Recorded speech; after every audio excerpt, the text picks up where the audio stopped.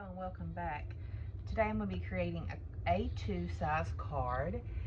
This one that I'm going to create today is for a hop over on Instagram. It's the Rediscovery Hop.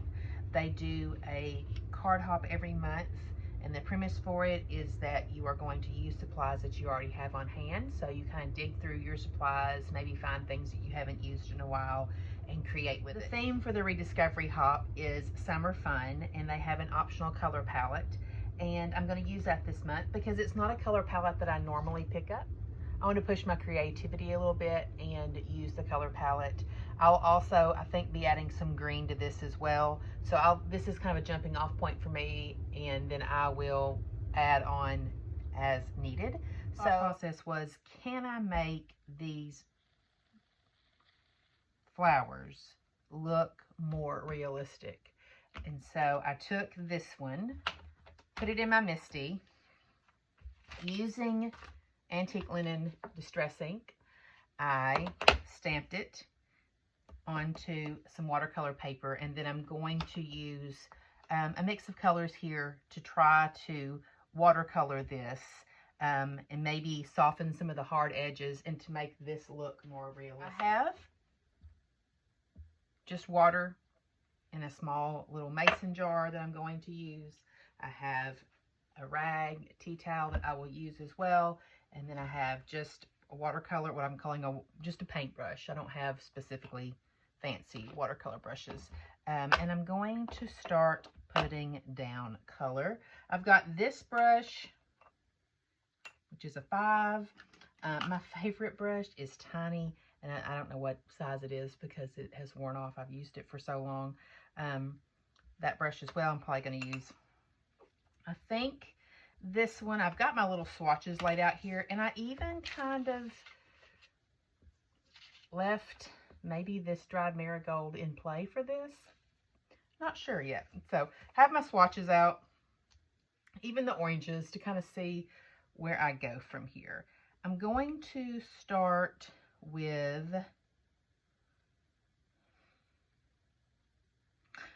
Saltwater Taffy. I'm going to start with a lighter color because I can always add darker to it. And I'm going to go straight onto my glass mat for this. I'm not ink blending. I'm just kind of picking up the color and putting it down as watercolor. And then I'm going to just simply paint. I'm going to hit this with a little bit of water too. It gives it a little bit more movement. I think I will start. Go ahead and hit that outline.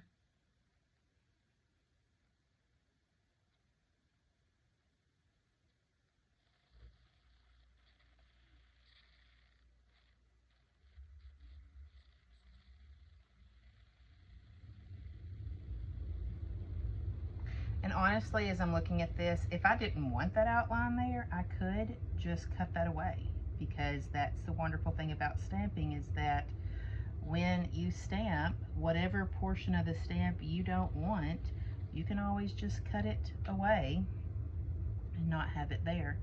So it may be that I cut that away here shortly. I think this will be my focal flower for this card.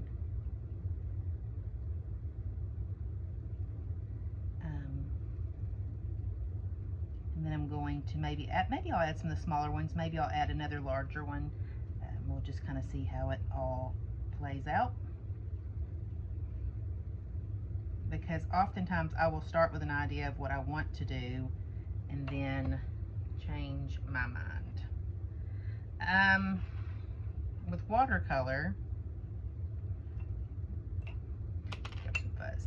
I don't always dry it because I like the play of the water and how the colors kind of come together. So I may just leave this to dry on its own. I don't mind that I've kind of already covered up those dots.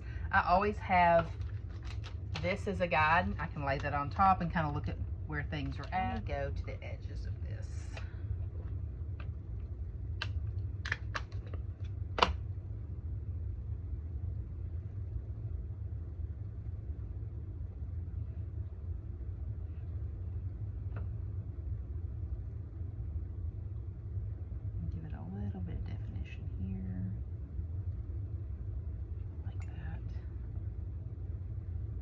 It's not a true abandoned coral because I am kind of picking up some of the saltwater taffy. I kind of like the outline of that. Maybe a shading where you kind of think the sun might be hitting it.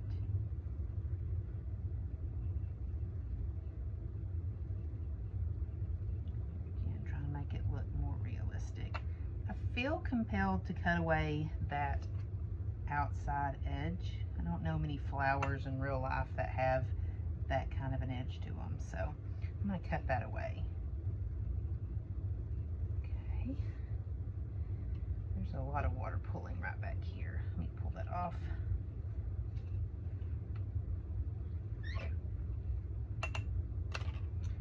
And then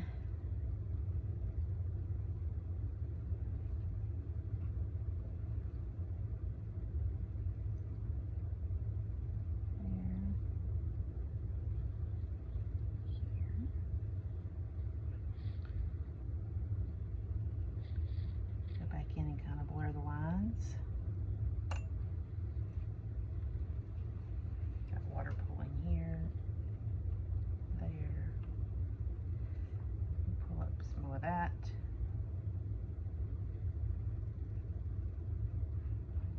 Blur the lines out there.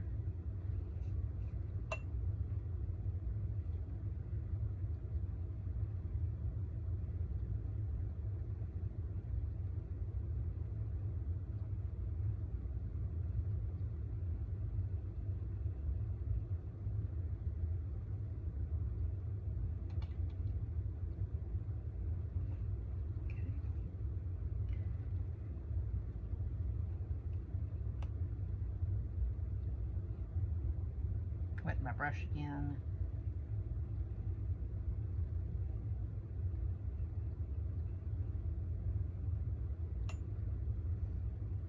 Ooh, too much water there. Let's pull some of that off. Go back in and do that again. I am not by any means a watercolor artist. I just kind of do what makes me happy. I do have some art instruction, a little bit of art instruction in college, just basically what you're required to take as part of your college courses.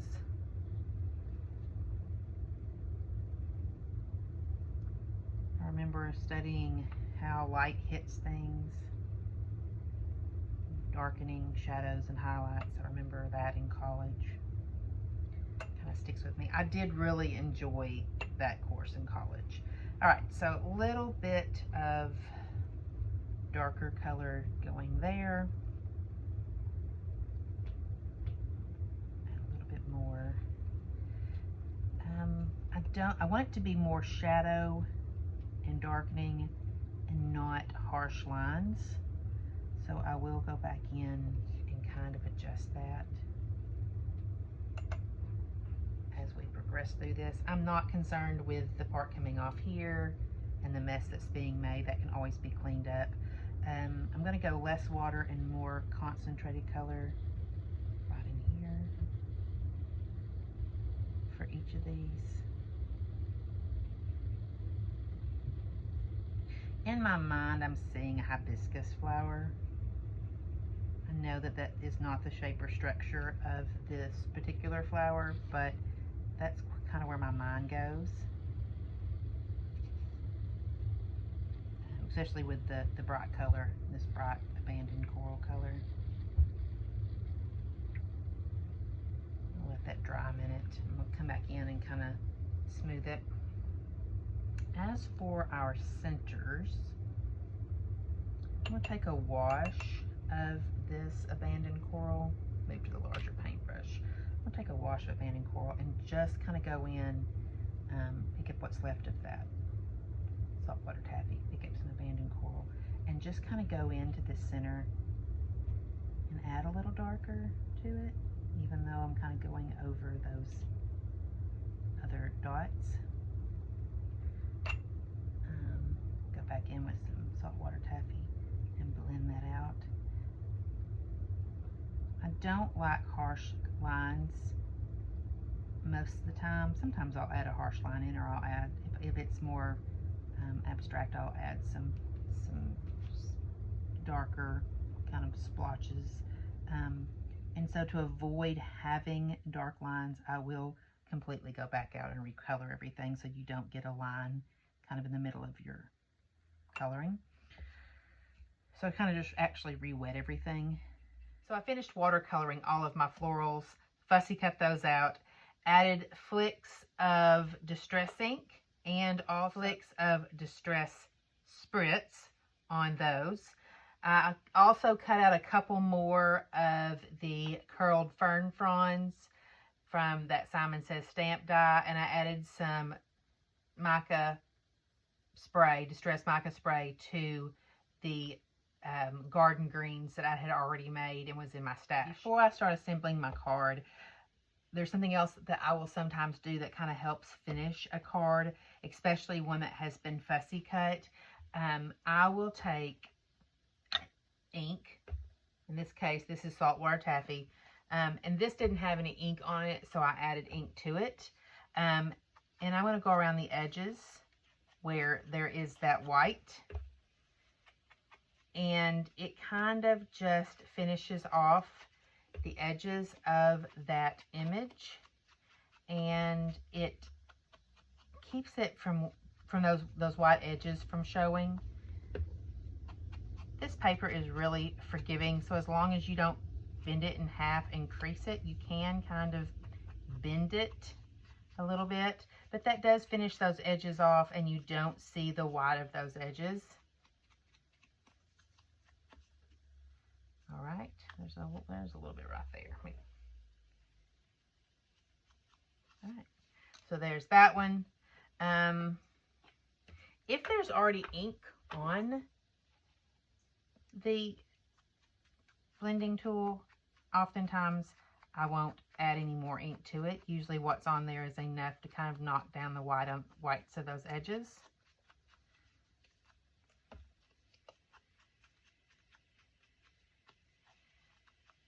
And I've already done a few of the purple ones.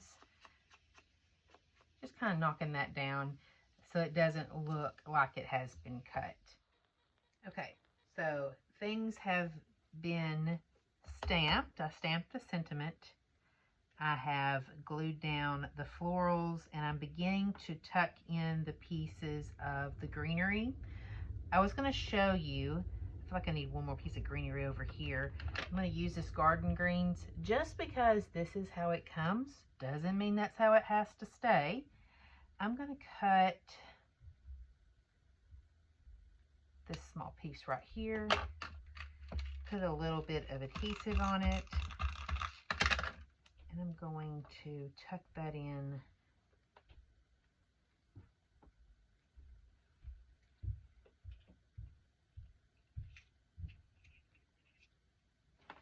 over here.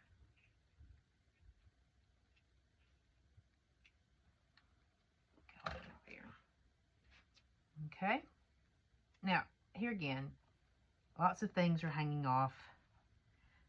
This is stamped onto the A2 size card base, so I will have to trim some things before I send it. For now, I'm going to leave it the way it is. I stamped that sentiment in crushed olive distress oxide.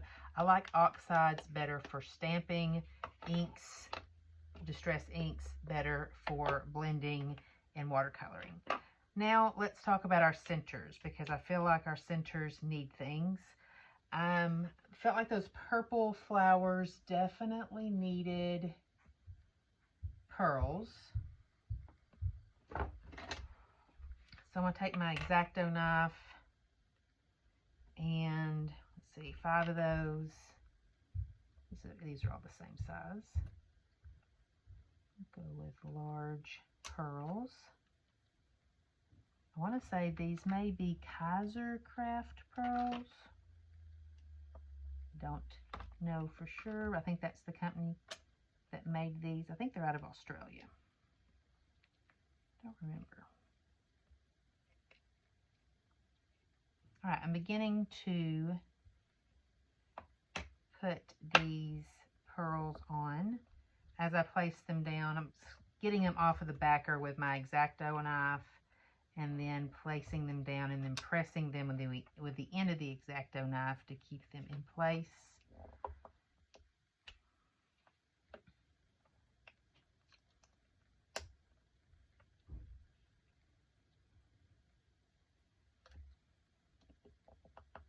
Just kind of help secure those. One more pearl down here.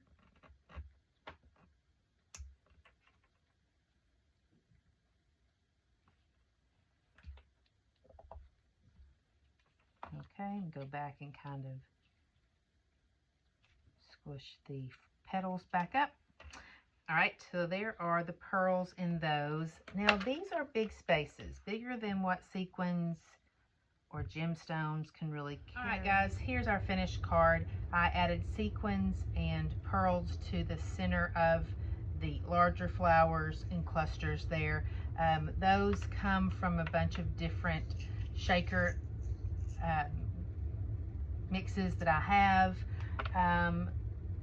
What I love about this card is I took something that was very artistic, very simple lined kind of images and made them into real looking flowers. I like that I could take this curled fern frond and cut it apart in such a way that I could tuck pieces into my florals. Remember that just because your die comes a certain way doesn't mean you have to leave it that way. You can definitely clip off the things that you need and want to use and tuck those things in wherever you need them. That's what I love about dies. That's what I love about this craft in general, is I can always make something that was intended to be one way, something totally different. I really like how this turned out, and I appreciate you stopping in and watching another one of my videos. Until next time, thanks.